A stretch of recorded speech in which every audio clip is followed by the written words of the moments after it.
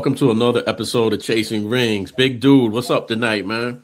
Hey, good evening, Guru. Yeah, we're without our third musketeer, G, tonight. Hopefully he'll get a chance to join us later, but we will hopefully represent in his absence. Let's get right into it. Wait, what? All right.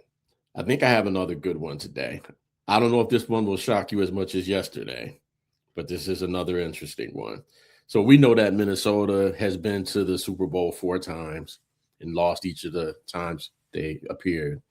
Did you know that they did not score in the first half of any of those Super Bowls? Wait, what? What?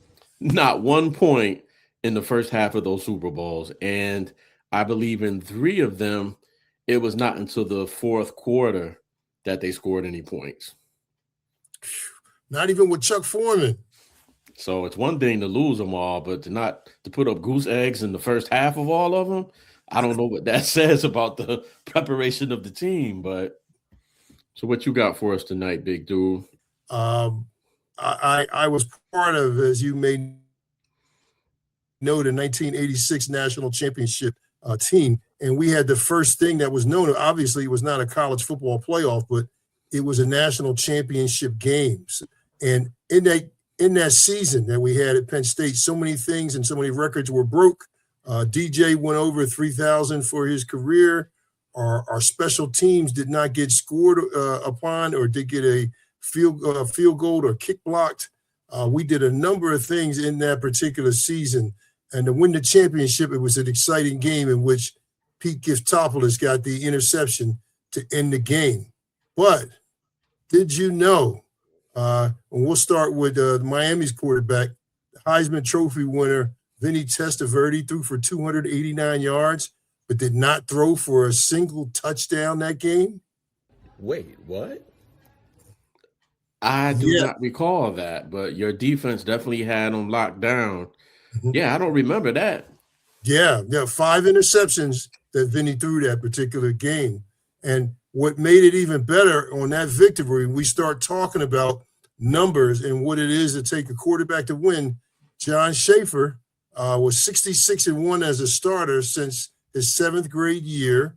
And in that particular game, John Schaefer did not throw a touchdown pass. In fact, John Schaefer threw 5 of 16 for 53 yards. Wait, what? Yes, sir.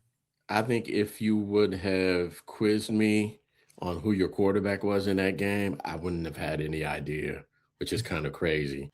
Yes. I wonder how many people even know that he was the quarterback. I had no idea. I think your defense was the identity for your team. In my opinion, you know better than me.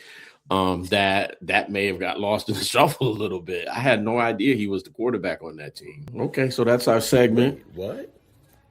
Let's get into some news. Around the ring in news today. Believe it or not, folks, after 10 months, actually a little less than 10 months, Jason Tatum is expected to make his season debut tomorrow for the Celtics against the Mavs. He tore his Achilles last year, if you all remember, in the Eastern Conference semifinals against the Knicks. So Mr. Tatum will be back tomorrow. Next in news, the NCAA, here we go again with the NCAA and this transfer and eligibility stuff. The NCAA is appealing the state court of Mississippi ruling that granted Trinidad Chambliss his additional year, which would be his sixth season of eligibility. And its argument, if courts can intervene in NCAA eligibility decisions to provide special treatment to favored athletes, then the NCAA's ability to ensure fair athletic competition in which all participants play by the same rules will depend upon the whims of trial courts throughout the country. So basically, the NCAA is saying, how are we supposed to control our game if courts all over the country are going to basically refute everything that we're trying to do to make it an even playing field? Big dude, obviously former D1 athlete, Power 4 school. What are your thoughts on what is happening here? What do you think about the NCAA? I guess really fighting back a little bit here because it doesn't seem like they're winning any of these cases. So I applaud them a little bit for fighting back, and I don't usually applaud anything the NCAA does. So, Big Dude, what are your thoughts on that? Well, again, what the NCAA continues to refuse to understand is their lack of inaction for about 45 years is one of the reasons we're at this point, when they refuse to be involved with the compensation of athletes, and they refuse to be flexible on a lot of 6-year cases. The NCAA closed the door when everyone else took over with NIL, and when lawyers got involved, and when student athletes got agents. The NCAA, as I said in the last show, regulation, and we talked about this before too, regulation is in the backseat. It didn't need to be, but the NCAA refused to partner with a whole lot of other folks. What they try to do is exert their power and force through Congress. And when they kept doing that, they forgot about the states, and they forgot about all those other states that have their own individual power. So the NCAA, unfortunately, they kept everything wide and to the left when it came to partnering and when it came to good sense and try to make things better for athletes. They wanted to make themselves look better, saying there are 360,000 folks that are going pro in something else. Very nice. We got the educational part right with the graduation and graduation rates as well. But because all these things open up and the individuals that play all these sports, men and women, got attorneys, this is the point that we're at. I think the NCAA has a chance to partner in the correct way this time. So rather than them continue to go to Congress and appeal legal decisions, why don't you just do one thing, NCAA? Partner up and find out what you can do. Yeah, it's interesting that we continue to have these cases decided in court. So I'm really happy that they're taking this stance on it, because hopefully this will at least slow down one element of what is really taking college sports out of control. So we'll stay tuned to see what happens with that story. I'm sure Trinidad Chambliss is not too happy as teams, I guess, really getting into spring ball, if they're not already into it, as they get ready for the upcoming season. So this will be interesting, the timing of this ruling, and what happens after spring ball, because that could put Ole Miss in a compromising situation. And you have someone who you think is going to be your quarterback entering the season. You go through spring practice, and all of a sudden you're a few months away from the season starting. You've missed the transfer portal opportunities, and now you don't know who your starting quarterback will be. So that will be something that we will keep our eyes on. In college basketball news, of course, the conference championship tournaments continue this week on both the men's and the women's side. But we wanted to circle back to something that Big Dude brought up in our last episode regarding Miami of Ohio. There is more and more discussion on their tournament resume. And if you look at their strength of schedule, and these numbers are really bad, I know it sounds really bad. Right now they're 30-0, but their strength of schedule, they're within that 318th out of 350 range. So they're among one of the weakest schedules. Their non-conference strength of schedule is 364th, which is which was extremely low, excuse me. But listen to this, Big Dude. They tried to schedule Kansas, BYU, and Ohio State, and they refused them. So that's something we need to kind of put an asterisk by. It's not like they didn't try to get some of these quad one games, because right now they don't have any quad one games. And when you listen to the tournament selection, people talk about quad one wins and quad one games. Miami, Ohio has 0 quad one games. Quad two games, they're 1-2. And for our audience, the quad one are basically against teams. It's home games against teams ranked 1 through 30. It's neutral site games for teams ranked 1 through 50, and road games with teams ranked 1 through 75. So when you get into quad two, that would be the next tier, and it goes all the way to quad four, which ends at 353 ranking. So they don't have a strong resume if you listen to those numbers, yet they're 30-0. Big dude, I'm going to circle back to it. Even though they don't have what we would call an NCAA tournament worthy resume, do you think if for some reason they're upset in their conference tournament that they should still get a bid? I mean, right now they're ranked 19th in the country. So how am I ranked 19th in the top 25 poll? But if I lose this week, basically 2 Sundays from now, I won't get selected as one of the 64 teams. Yeah, I mean, I understand where people are coming from, and and I think when you talk about football, and this is what was brought up earlier with some folks in different discussions, football is much smaller when we start talking about James Madison and those schools going in a 12-play playoff. I understand that, but now we're talking about 68 teams and people who are going to be playing. So we've had all kind of people. We've had Hampton and a number of those other schools that people look at are questionable that weren't undefeated.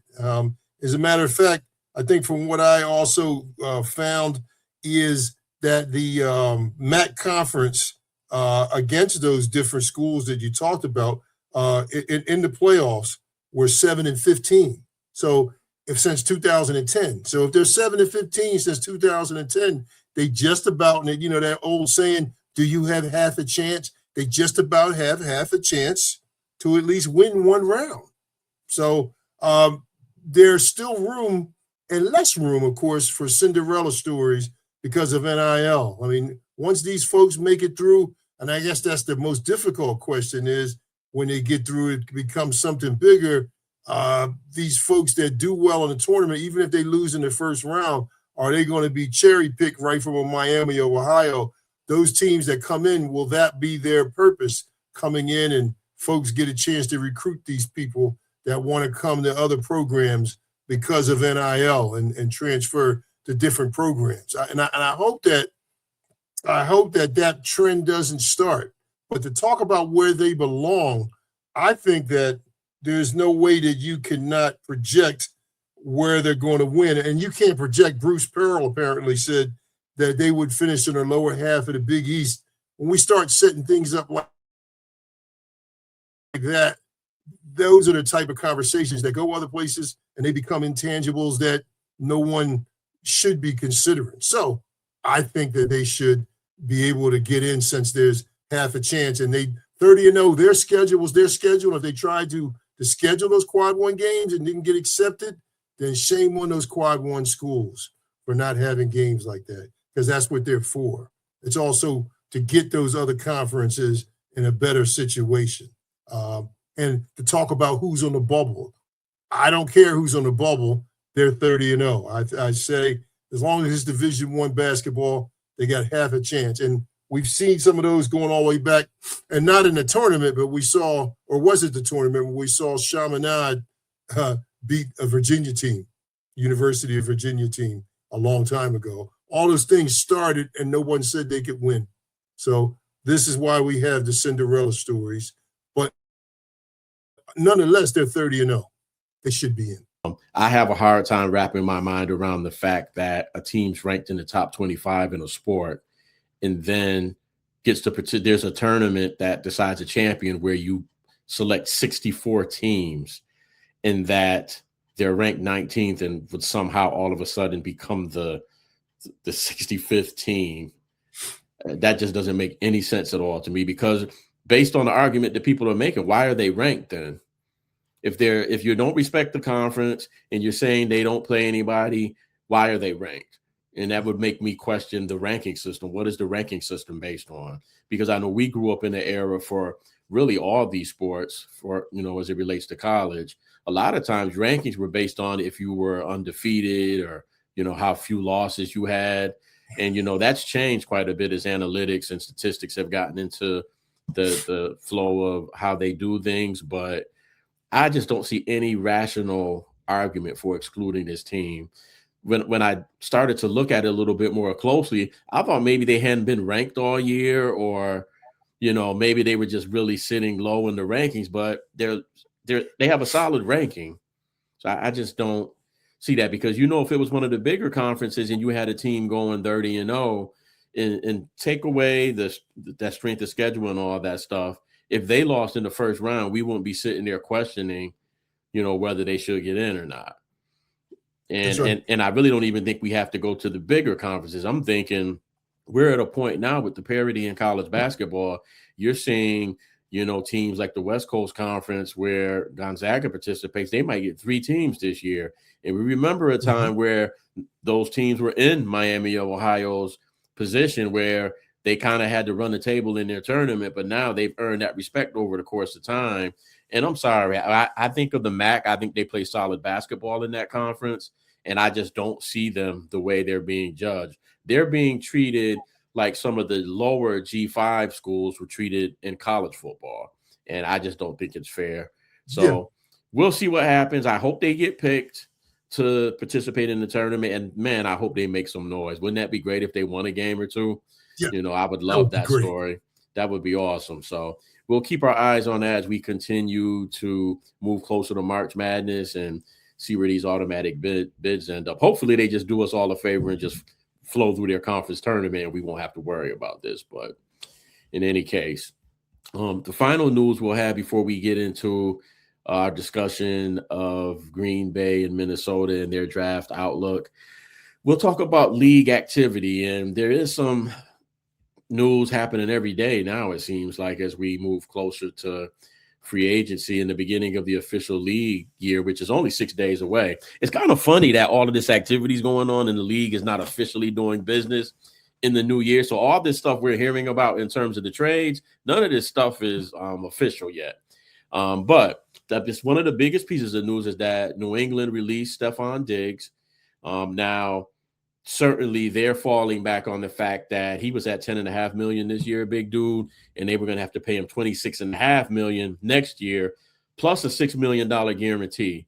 So, of course, on paper, it looks like it's a cap situation, but there are a lot of other people out there that think this may be associated with some of the off-the-field things that have not been resolved with him yet, that may have some legal ramifications. So, I would guess it's probably a combination of those two. So he's been released.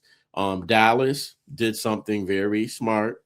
They reworked Dak Prescott and CD Lamb's contracts, try to make some cap room so they can fill some of their gaps. Minnesota surprisingly released Jonathan Allen, who they just signed last year as a free agent. It's going to save them $6.5 million in cap money. Pittsburgh released tight end Jonnu Smith, saving them $7 million in cap money. And then we had a re-signing. Trent Brown, the offensive tackle for Houston, re-signed.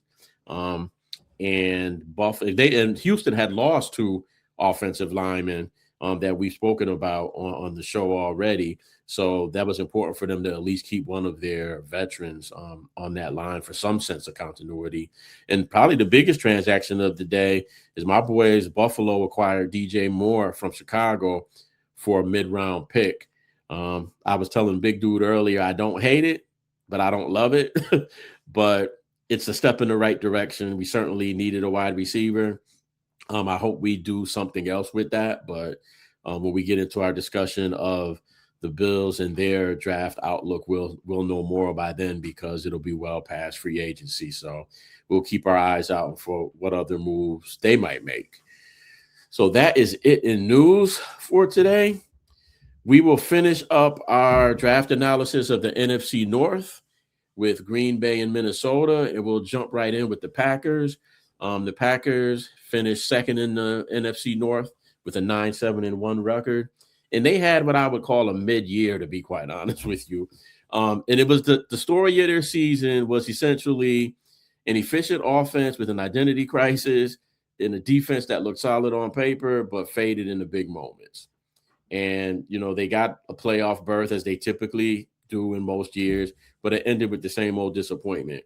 Offensively, they were in the middle of the pack, no pun intended, in terms of statistical category, 17th in passing yards, 15th in rushing yards, 15th in rushing yards per game or yards per game and points per game. And Jordan Love, I guess, big dude, he has flashes, right? But he's had nagging injuries, it seems like, every year since he became the starter because he's not protecting himself. And he always at least once a year he's got a concussion.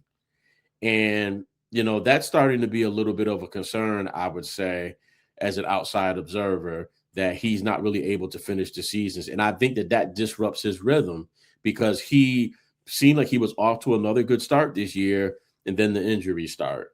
What are your thoughts on Jordan Love? And is that the quarterback for the future for Green Bay? I mean, what are your thoughts on what he's done up to this point in his career?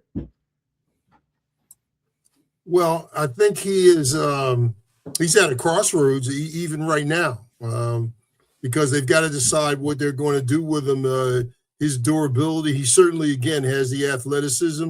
I guess the question is I guess I have a question about, I can tell a little bit when watching the games, I'm sure we all can, about whether the rest of the team believes in him. That has not come across clear enough to me about whether the rest of the squad believes in his leadership. That has not, I mean, for me, it has not. Even watching them in some of the other more important games they had, he could make the plays. He just wasn't 110%, didn't seem 110% sure about himself. And you have the athleticism, and again, some of the plays he can make are great, but I think it's about him being healthy, and it's about whether he has the confidence of his teammates all the way through. It's hard to tell whether he believes that he can take this team to the Super Bowl.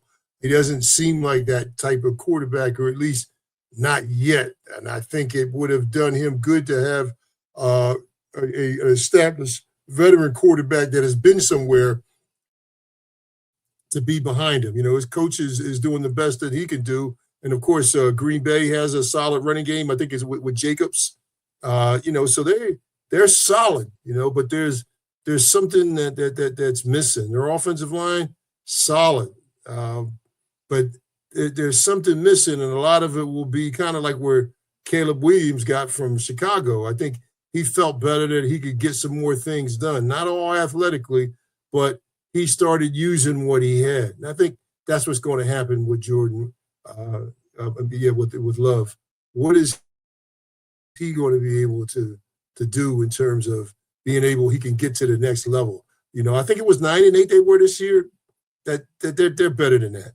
And I guess they have to ask themselves, why aren't they better? And I think leadership has a lot to do with it. Yeah, I think you bring up something that I had not thought about, but it's a great point. Do his teammates believe that he can take them to where they need to go? I think when we harken back to the playoff game where they won pretty handily at Dallas a few years ago, we all thought that was the coming out party for him, right? He still makes uncharacteristic throws and mistakes in opportune times. He could play well for 3 quarters and then just make that one bad play that cost him the game. And as I mentioned earlier, I would like to see him protect himself much better. And I realize he's an athletic quarterback. He has some mobility, but with his history of concussions already, he really might want to think about how he can protect himself a little bit better. And quarterbacks, the NFL changed the rules so you can throw the ball away, take advantage of it, and protect yourselves. It's that simple. You mentioned Josh Jacobs. He had another pretty good year, not quite 1,000 yards, which is a disappointment for him, but he also had nagging injuries throughout the year. And a lot of weeks he just played through it, but he did miss some weeks. Certainly the loss of Tucker Kraft was huge. You're talking about one of the best tight ends in the league, and they lost him to an ACL. So that's one less weapon that Jordan Love had. Their wide receiving core is unproven, I guess is the best word to describe them. Very young, but a lot of potential. And they did draft a wide receiver in this last draft, Matthew Golden from Texas, who he showed glimpses here and there. It seemed like he got better towards the end of the year, like he was starting to pick up on it. But again, just mid in all the statistical categories.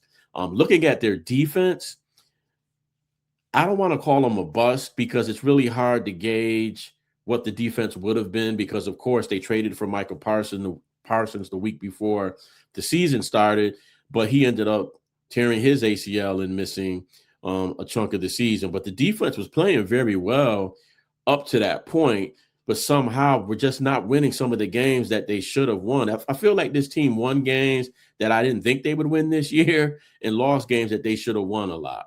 and still, made it to the playoffs somehow.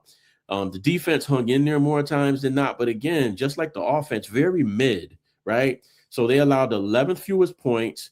They ranked 12th in total yards allowed. But then they're 18th against the run, only 20th in sacks, which I know Micah Parsons got hurt. That could have impacted that. But not getting interceptions, not getting turnovers in that capacity, 28th in interceptions from a team that had a pretty formidable pass rush, and 23rd in fumble recoveries. Your defense was touted as possibly being one of the best defenses going into the year, but yet failed to get turnovers and takeaways from the opponent. So that's something that's really going to have to be addressed. So Green Bay has problems on both sides of the ball. The real question for them is what's going to come next. I mean, there were questions about Matt LaFleur even being the coach this year. When we talked about our coaching carousel in a couple of episodes, his name kept coming up as, someone that could have possibly been fired. But I guess after it got to a certain point, they refined and, give him some more time. But they have 20 free agents. They have a cap deficit of $6.4 million. Another difficult schedule, but Green Bay it's the first team that we're covering that has no first round picks. And as I just said, they're mid in all these areas. They are not a team that really can afford not to have any first round picks, but they don't pick until the second round. And let me put up some information about them. So yeah, for our people who are viewing, you can kind of see what their needs are. They need a defensive lineman, wide receiver, cornerback, another linebacker, and an edge rusher to complement what they already have. And again, I think they have a strong nucleus, both on offense and defense, but something is missing there and can't figure out what it is. So they don't pick until 52 here. So this presents a unique challenge for us, as this is the first team that we're analyzing that doesn't have a first round pick. So big dude, looking at Green Bay and kind of where they are, they're a team that statistically is mid in everything, but yet they made the playoffs and had a chance to advance. It's not like they laid a dud in the playoffs. They had every opportunity to win that playoff game in their third matchup against Chicago. And there was a time there where I thought they had the game. Where does Green Bay go from here? How can, with no picks in the first round, what can they do with that second round pick at 52 to do anything to make their team better? Well, I think one of the things they need to look at is until the offense has settled where they need to get, the defense has to continue to stiffen, especially from what I understand, unless I am reading it wrong, that Micah Parsons probably won't be there for the start of the season. So if he's not going to be there for the start of the season, because normally I would say they probably should get a corner to make sure they're solid in that division. One thing about, the NFC North is they have the good wideouts and receivers across there, and you got to have some physical corners. I know you mentioned, I think the last episode, that the young man from San Diego State, Chris Johnson, who's a corner, would be, I think, a nice corner for them. If they were to decide to go to the corner, I know that they normally don't play a lot of young folks that are there, but I think one of the things that we see from teams like, Philadelphia and some of the other teams, you're going to have to go ahead and put money on some of these young folks early and to see how they're going to do in this and to get them started, because you got to get long-term value of them. And I would say also take a look at free agency to see who you could come in and maybe have somebody like Johnson pair with. Also, I know I brought his name up again, maybe not him per se, but I will say again, it would be a Penn State reunion if you were to bring in somebody like Dennis Sutton to at least, again, go for the first edge position that you need to be able to go for. So I would say between the corner and between the edge, I think that right now they can go with an experienced edge person that is leaving somewhere else. And like you said, they're not going to be able to get too many experienced people unless they go ahead and they can continue to release folks. I know that so far it looks like Rasheed Walker, who's their left tackle, and that's what I would say, at the left tackle, number 53, is a really good player. But he and Sean Ryan, who's their center, it looks like are going to be unrestricted free agents. And the people that they'll probably need before that 52nd pick will probably be gone. So they've got to get someone almost on a deal if they're under the cap like that. I mean, they're over the cap, I should say, and have to cut and get rid of some people.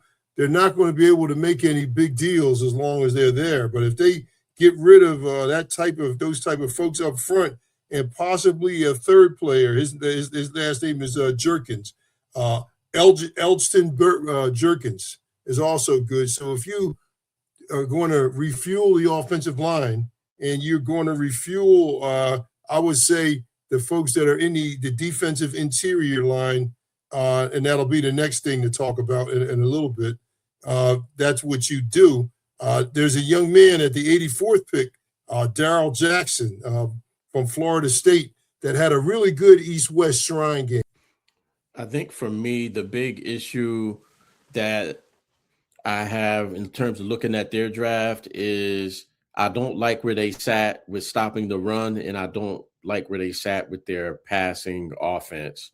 So I go back and forth with them taking a linebacker or a wide receiver with that 52nd pick. But I'm going to lean defense again. I'm going to say go linebacker because I feel like they have enough on offense to be more productive. For whatever reason, they just weren't. I know they had some injuries here and there, but I have faith that they can be a little bit more productive on offense without making any big splashes, possibly getting a wide receiver in free agency or later in the draft. As I've said on our previous shows, I think I like this wide receiver group of prospects. And I think that they can probably get a wide receiver late that could contribute. So I'm going to say go linebacker. But we're in a tricky spot, right? They're at the 52nd pick, well into the second round. So who's going to be available that can make a difference? I like Zion Young, who is currently right now ranked 50. It's the 53rd overall prospect. And as an edge, he looks like he's maybe about 11th. 12th highest ranked edge rusher. I think that he could be very impactful, but I have a feeling he may go on day one. It's just a gut feeling, even though he's ranked that low. I have a feeling he might go day one. I have a sleeper for you, big dude. Malachi Lawrence from Central Florida. This kid's 6'4", 253, but he can put on some weight.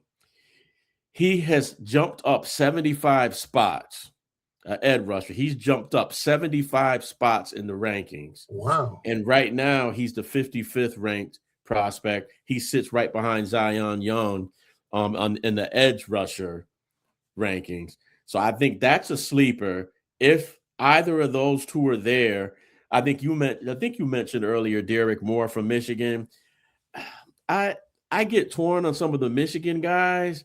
It's like hit or miss with their linemen sometimes. And, I hate to sound like that towards one school, but it just doesn't seem like it ever pans out as you expect. They're great at Michigan, but then when they get to the league, it's like, eh. And then there's another person there, Anthony Lucas from USC, who's 6'6", 256, who's a possibility. But I like that Zion Young or Malachi Lawrence possibly. I'm quite sure Malachi Lawrence will be there. If for some reason none of those guys are there, I have them right in the wide receiver territory where they can maybe get somebody like a Chris Bell from Louisville who's fallen because he tore his ACL. But I had him as a really high prospect after watching him basically torch Miami, giving Miami their first loss. He absolutely destroyed them. And he's a big kid. He's 6'2", 220. I don't know what he runs in a 40, but he has pull-away speed. And I don't know if he runs a legitimate low 40 or not, but he has pull-away speed after the catch. So I really like that. We'll have to see how he recovers from the ACL tear. But then you're getting into Elijah Surratt from Indiana, another big receiver, 6'2", a little light weight-wise, 209. But again, you can pick up weight on the NFL regimen.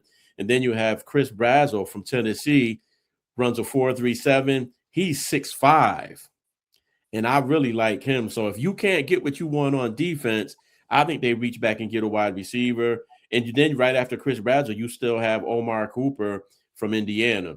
I think he'll be gone. I think he's going to be gone. Even though it has him dropping a little bit, I think he might be gone because there's a lot of teams that need wide receivers, and you're starting to get into that low end of the rankings there. So that's what I see Green Bay doing. I'm not really sure what the answer is for them to go to the next level. And it's just such a weird, this to me was our toughest one so far because, they're 9-7-1. They went to the playoffs. They had a chance to win their division at one point. They had a chance to go to the divisional round. But as we talk about them, it seems like they had such a disappointing season. And it wasn't that bad given some of the injuries and, some of the games where they maybe underperformed. So it'll be interesting to see if Michael Parsons does come back healthy when he comes back, what that defense can really do. And I think that this year, if I had to sum up Green Bay, I don't think that defined who the Packers are as a team. I think they're much better than that 9-7-1 record, and I think they're much better than what we saw on the field. So we'll see what happens there. We'll get into our last analysis of the NFC North here with the Minnesota Vikings. Minnesota, a little bit similar to Green Bay, 9-8 record. Thought they lost more games than that. And at one point, they were still in the playoff hunt, right? They ended up being last in the NFC North, tied with Detroit. And, for them, the quarterback situation, I think, really defined their season. I mean, J.J. McCarthy has been hurt pretty much his entire career. And he showed glimpses in I can't remember if it was the Monday night game or the Thursday night game against Chicago, where he had a miserable first half, where it looked like Chicago was going to run away with that game. But then he somehow willed Minnesota to a win in that game. And we thought, okay, they might have a quarterback, but he was up and down. Then he got hurt again. And then you're going with Big Red, Carson Wentz, playing some of the games. Just their instability at quarterback just led to decreased offensive production across the board for them. And I think it played probably the biggest role in them having a roller coaster season. And to be honest with you, they're fortunate that they won 9 games. Looking back at this, I don't even know how they did. They were 26th in points per game. They were 29th in passing yards, 23 in rushing yards. And I'm going to totally 100% contribute that to the quarterback situation. J.J. McCarthy, if he's going to be the quarterback, it's now or never for him. He's got to step up. And I think that they're really kicking themselves to go watch Sam Darnold win a Super Bowl after he was your quarterback. That's got to hurt. That's got to be a deep cut for them. But they have to make a decision with that quarterback situation because it can't be McCarthy or Wentz going in the next year. Defensively, this is probably what got them to 9 wins. They were 7th in the fewest points allowed, 3rd against the pass, and in total yards allowed. But their one Achilles was they were 21st against the run. So they remained competitive throughout the year, but they certainly didn't meet their expectations. Going into the offseason for them, they have 19 free agents. They're last in cap space, which you and I were talking about earlier this evening. They're minus $44 million in the hole. So they have some decisions to make. The division's going to be competitive. If we said, as we've done our analysis of the NFC North, but they have 8 draft picks, including the 18th pick in the first round. And they have subsequent picks in every round after that, except the 4th round. So they can get some things done here if they're strategic. And I don't think they're far off. Their defense is pretty good. You need to get somebody in there to help stop the run. And offensively, you got to figure out your quarterback situation. I mean, you got Justin Jefferson over there. I mean, come on. You got one of the top 5 wide receivers in the league. They have a solid running game. And I think that it's the quarterback that will hold the offense back. So that'll probably be the big indicator of where this franchise goes, is what they decide with their quarterback. Big dude, Minnesota, man. Where do you think they should go here? I struggled badly with you thought it's more difficult because I guess what Minnesota has to decide is what they're going to do from the very beginning with the quarterback situation. The question is, how much time does J.J. McCarthy have? I would say hardly any, because at first it looked like it was, and that's one of the reasons I thought they got rid of Sam Darnold, because they wanted to start making room, and that, of course, hurt their GM pretty badly. You know, when they started looking at what happens, like being in a mob, you make the bad decision and they break your arm, and that's what they did. They brought on that other guy, what's his name, Brzezinski, I think his name, as to be in charge of the personnel. So I know so far, like you said, it hasn't officially happened, but it looks like their top D lineman they thought they had was Javon Hargrave, and also Jonathan Allen. Looks like they're all going to be gone, and Aaron Jones, all going to be gone. I don't know exactly what that's going to mean in terms of money, but I think Hargrave was a disappointment. You know, was really good with the Eagles, left where he was before. Then the Vikings got him, but it just didn't work. And then now the question is going to be, now that it looks like Kyler Murray is going to be gone, do you try to figure out, get that $44 million straight in the cap space? Can you all of a sudden fit Kyler Murray in there to at least have a legitimate quarterback battle? That's what I say. Either you're having a legitimate quarterback battle to see if he fits in, and maybe that's what Kyler Murray needs, but then are we going to finally find out about J.J. McCarthy? You know, he's been hurt. Obviously, the team does not have confidence in them. They didn't have the backup. They didn't think they needed any. They tried it with Carson Wentz last year, and it didn't work. So to get on to the draft without taking too much more time, I would say, and they lost, their safety Harrison to retirement, number 22. He's out. Now, there are two ways to go. I think either Dylan Thieneman from Oregon, do we need him that early? Is he all ready for 18? Is that who you want at 18? Do you need a safety that bad? I mean, Harrison, he was the quarterback of the defense. That's the person that made the difference all those years. When they won, when they lost, and they kept them in, or they would have had a worse season in a lot of ways. Then you have this kid from Auburn, Keldrick Falk, who was a good player and had a good combine. You know, of course, Auburn's program is not the same, but he ended up doing really well this year for them. And because you're going to need, if you're going to lose Javon Hargrave, and you're going to lose Jonathan Allen, you're going to need to have a young stud come in to find out all about. I don't know. Like I said, every time I see that $44 million amount up there, I don't know who else they have to release to get that straight, or how much cap room, all those other things they've done to save that. But you have people on rookie deals. That's why they're going to have to sign most of these people. So that's an 18. At 49, I'm going back to, again, I think this young man, Chris Johnson from San Diego State, is a good person to look at. You know, he ran a 4.4 in the combine, did well, reads the field well, tracks balls down really well, and also is physical and can tackle. And then, of course, now I'm slipping this person in early. I'm only saying it because Minnesota has got to figure out what they're going to do. I say at running back. I mean, if you're not going to have Aaron Jones, and again, this is without cap money, I think you have somebody perhaps as a surprise at the 82nd pick in the third round, Nick Singleton from Penn State. You know, hard runner, slasher, receiver, and Singleton is also a return man as well. You know, so the Vikings have got to take a look at. I mean, I think one of the problems with the Vikings is they really don't use all their talent correctly. They have a lot of talent, and you can see it all. And then, of course, on the offensive line, I would say from Indiana, if nobody's taken him by 97, Pat Coogan, that had a great year with IU, with Indiana. Tremendous year at center, one of the best years at center.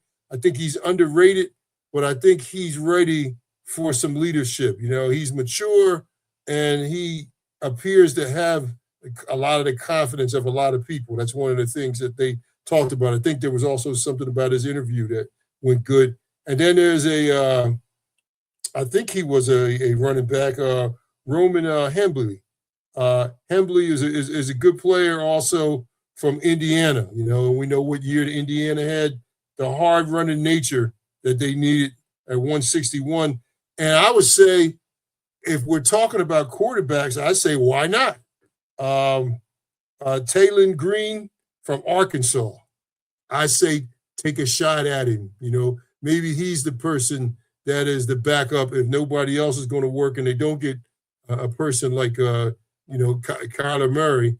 I would say, to me, that's where I go with Minnesota, bringing in athleticism and a little bit of surprise. Because the thing about Minnesota is, as good as they are from what I've seen with their teams, and I've watched them for the longest time, and I say other than when they had Stephon Diggs, they are very, very predictable. And they've got to play not just beyond where they are in terms of the ability, but somehow the coaching has got to just stop being so predictable because, again, I think they were better than a 9-18. They had injuries. You don't have the quarterback, but you don't put all your eggs in one basket. So guess what? You find out about different people. And I think this is the year to find out about J.J. McCarthy.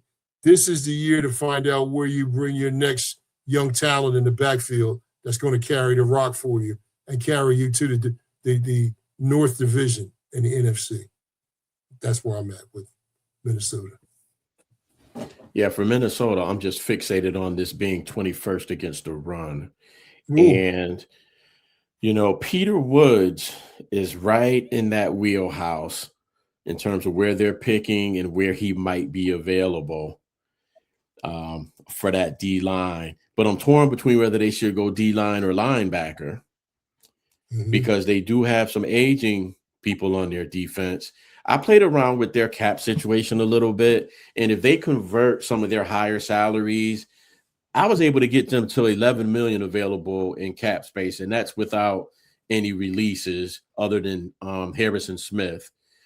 He's 31 years old now, I believe, and he's been in the league for a while. Actually, I think he might be older than that. He's been in the league for a while, and I'm wondering. I love Harrison Smith. I loved him at Notre Dame. He's been a great pro, but it might be time. He plays very physical, and that might be something that they might also want to consider as a safety, maybe in their later rounds or in free agency. But I'm fixated draft-wise on that inside, that interior of their defense, whether it's a linebacker or a defensive lineman. So I like Peter Woods if they go D-line. If you can't get him, you can go Caleb Banks from Florida, who is actually bigger and can take up more space. He's 6'6", 327 versus 6'2", 298 for Woods. And you have a Georgia kid, which would be a reach back, given where he's ranked, 6'4", 321, Kristen Miller. But I would say Peter Woods or Caleb Banks if they go D-line. If they go inside linebacker specifically, you have this Anthony Hill kid from Texas who he's been getting a little buzz lately. So I'm wondering if he starts to move up and if he's going to be available. Right now he's at 30, but he's the top ranked inside linebacker.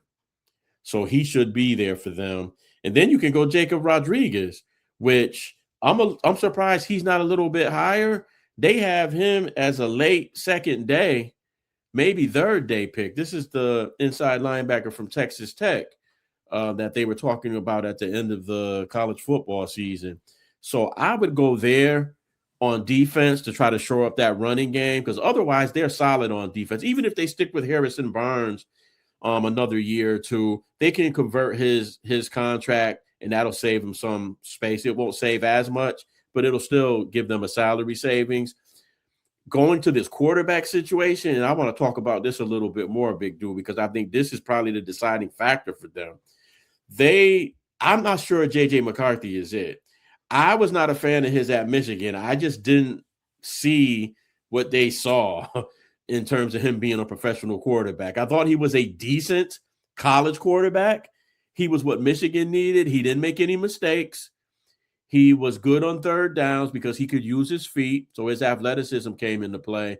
But that style is not going to win in the NFL. I don't recall him making a lot of explosive plays at Michigan. He was a keep the chains moving type of guy, but long term, long drives repeatedly in the NFL, you're not going to be successful because you're ultimately going to make a mistake at some point.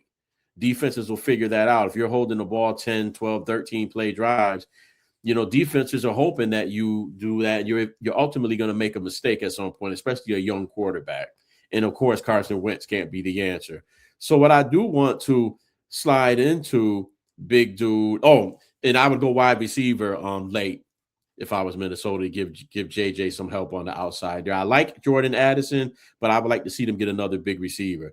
But I do want to talk about some of these free agent quarterbacks, big dude, because I think that Minnesota, and I know they're cap challenged, but if they could find any way, I've been hearing a lot of Kyler Murray talk for them. I don't know how doable that is.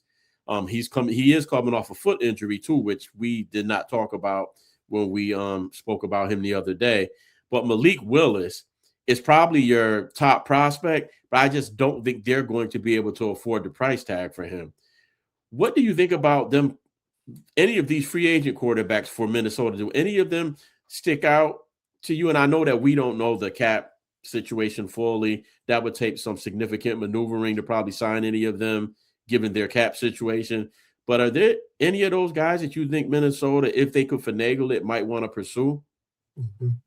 Well, I think they have to get everything straight. I think Kyler Murray, would be the type of quarterback that they would need. I mean, with McCarthy, like you said, he's a basic get-him-done guy. I actually thought, and I'm not going to lie, I was one of those people, I kind of was drinking the sauce on that myself, thought he was a little bit better. But I think now that Kyler Murray has been through what he's been through in Arizona, I think he's ready to give them a shot if they can put some money aside.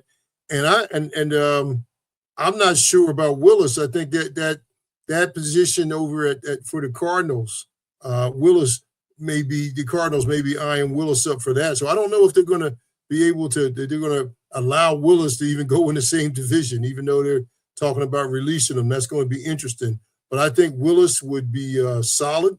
I think that Smith would not be a bad choice to have around. I don't know about Smith starting. He was with Seattle a couple of years ago. I'm not sure how much longer he's going to play. But having him around would be good. And I'm not sure about, whoever else is coming on there. I know that they have to have someone that is going to be healthy and is going to be able to step in and get the confidence of their team. And I think right now that's Kyler Murray that can come in and make the plays that I think McCarthy wasn't able to make. And let's hope his foot is okay, because I think Murray is probably, I would say, the best choice right now. And I think, Willis, if they're allowed to go do something with him in the division, I think once you get cut, it's pretty much on you if they're going to cut Willis. But let's see what happens. I would say those are my top ones that I would look at for sure. Okay, big dude, hear me out here. You've known me a long time. You've known me to say some crazy stuff that has had you laughing uncontrollably, but hear me out on this one. Okay. Joe Flacco is a free agent. Yeah. I know he's 41, but he obviously can still play. We saw what he was able to do in Cincinnati with weapons. You have Jordan Jefferson. I put it that top tier with Chase and T. Higgins. Jordan Addison has had big games. They have a great tight end, and they have a formidable running game. Could Joe Flacco be that stopgap? And I say Joe Flacco because of their cap situation. You're not going to have to pay him a lot. He can still play. And it gives you time with McCarthy. Can he pick up anything from a veteran like Joe Flacco? sitting behind him for a year? Because honestly, I never thought McCarthy was ready to play as a rookie, and it seemed like that was going to be their plan if he didn't get hurt. And I didn't think he was ready to play after Darnold left. I did not think that they should have given him the keys to Dad's car after Darnold left. So what are your thoughts on that? Is it too crazy? Is it keep my day job? What do you think about Flacco? No, and you know what? I think it's a tremendous pick. I think if Flacco would be great if we knew exactly what to do with him, because I'm not sure about handing him the keys and saying that he used to be able to drive all the way up and down Interstate 95 all the way to Florida, and now he can't drive past Virginia. That's kind of how I look at Flacco. If the trip is going from Jersey to Virginia, you're good. When you're talking about that whole 95 and just keep going, I'm just not so sure that he would be okay for that unless he's able to understand that he has a time period, kind of like what he did with Shador, come and have a good camp, have an effect on people. And I guess that's the question about what his role is going to be. Him taking people to the Super Bowl, is he the one that makes them better than 9-8? I think he does in certain situations. But I don't think it's a bad idea to pick him up, and it doesn't cost you anything. I think the fans would like it. Anything to make JJ look better, I think, quite frankly, as long as we know what his role is, we'll be fine. And he could start. You would not have to worry about anything if JJ, unfortunately, happens to get hurt again. So, yeah, he would be the stopgap. But I always wonder, is there a way to do better, And the thing with Flacco is can he get? And that's the problem with Aaron Rodgers and folks like that. They just can't get away no more. I mean, even the Rams quarterback, God bless him. But if the game's on the line, he's going to make the throw. But if the game's on the line, can he get away? That's where I'm at. Well, the one thing we can say about Flacco, he was never able to get away, even when he was young. So much won't change there. So I don't expect that. But the reason that I consider that is to answer your question, he's not going to be a long-term guy. And maybe he's not the whole season, right? Maybe you can see progression in McCarthy sitting behind him. I mean, maybe McCarthy comes into camp and he looks like a new person. Could be possible. I don't think it's going to happen that quickly. Possible, okay? But if you get Flacco in there, I mean, think about it. They were 9-8 with J.J. McCarthy and Carson Wentz. Less than a full quarterback, basically, between the two of them. What I saw Flacco do last year, and we're not going to count Cleveland, because remember, Cleveland didn't have any weapons, and he still was decent, but he was getting sacked and hurried a lot in Cleveland because he just didn't have any weapons. He looked like an all-pro quarterback in Cincinnati. And I think that he's good enough with Justin Jefferson. I mean, Justin Jefferson didn't put up the numbers that he usually puts up, and that's attributed to the quarterback play. I truly think Flacco could come in and give them something. Now, whether he wants to play another year or not, who knows? Guy's 41 years old, but can he still sling it? Absolutely. And because they don't have any money is the only reason that I dug in the crates for that. If they had more cap space, and I'm sure that they'll be able to make more, I still don't think you will be able to afford Malik Willis. I don't even know if you can afford Kyler Murray, but that's what I'm hearing, and I'm sure there's all types of ways to restructure stuff. But Kyler Murray won't warrant the money that Malik Willis will, again, especially coming off of that foot injury. So interesting debate. And I know G brought up something the other night that I'm in total agreement with. I cannot wait until free agency jumps off, because this is going to tell us a lot. Because I do think that some of these teams, especially Cincinnati, when I was looking at Flacco's situation, Cincinnati's got a lot of cap space. And to think that they just released Trey Hendrickson, freed up even more, they got a lot of money to play with. So it'll be interesting to see what they do. And you haven't heard much talk about Burrow lately, if they even keep Burrow. But anyways, we'll get to Cincinnati and their situation down the road. Anything else to add about Green Bay or Minnesota, big dude? No, I just think that for both quarterbacks, the time is now. I don't think that there's any more time left for development. I think that for Green Bay, I think they have some weapons and they have some decent things that are around them. They're going to make the choices, and Green Bay is going to have the players. It's going to be about whether Love can warrant the confidence of his team and lead his team through some of these difficult games that they probably should have won, that he has to be more sure of himself. And I say, with McCarthy, stay healthy. I agree with you on the defense. I just had no idea, again, because I probably need to do a better job with the cap space stuff, what they're getting from losing all those other people that they have lost. And I believe the one gentleman we were talking about, Harrison Smith, by the way, he is 37. I thought I might have gotten the age wrong on that. Yeah, because 31 when I was doing the math didn't seem right.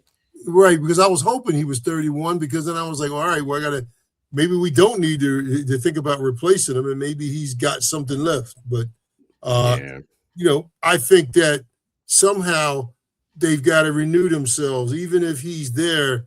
Like you said, if you're going to go linebacker, it's got to be a linebacker that's going to come on.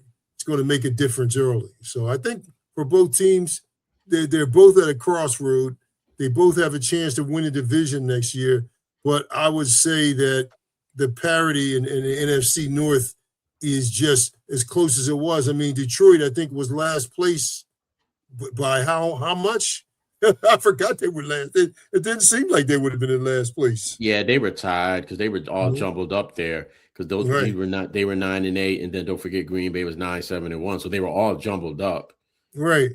Yeah, but that division, it offers a whole lot of not just competitiveness, but I would say out and out dogfights between those teams and for that division. And some of those other teams, unfortunately, may not be. I mean, you're talking about teams that might miss out on a wild card and have a pretty solid year, but not be a wild card team. Yeah. So that's what I say to both teams. The time for their quarterbacks and leadership on both of those teams is now. And I say the same thing for the coaches. The coaches, Minnesota already have somebody in charge. When somebody makes a change on the personnel like they did with that Brzezinski guy, that means the next hammer is about to drop if something else happens. With LaFleur on Green Bay, everybody held their breath for a second, but they're not going to hold it anymore. Got to get it done.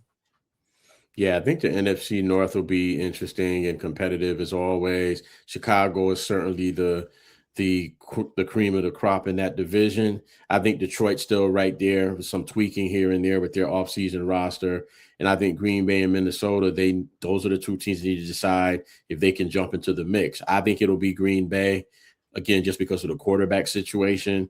Minnesota's one of those teams, just looking at the league in totality, that needs a quarterback still. And that's sad to say when you just drafted a quarterback. But they do need a quarterback, so we'll see what happens. I know they're still vested in J.J. McCarthy. They're certainly not looking to draft anybody, at least not early rounds. I'm with you. I wouldn't be mad if they picked up somebody late. Take a chance on somebody. It can't be any worse than what you have, to be quite honest. You got to take a chance. But that's the NFC North. And we want to thank you again for joining us on another episode of Chasing Rings. Keep hanging in there with us as we do this. And until next time, see ya later.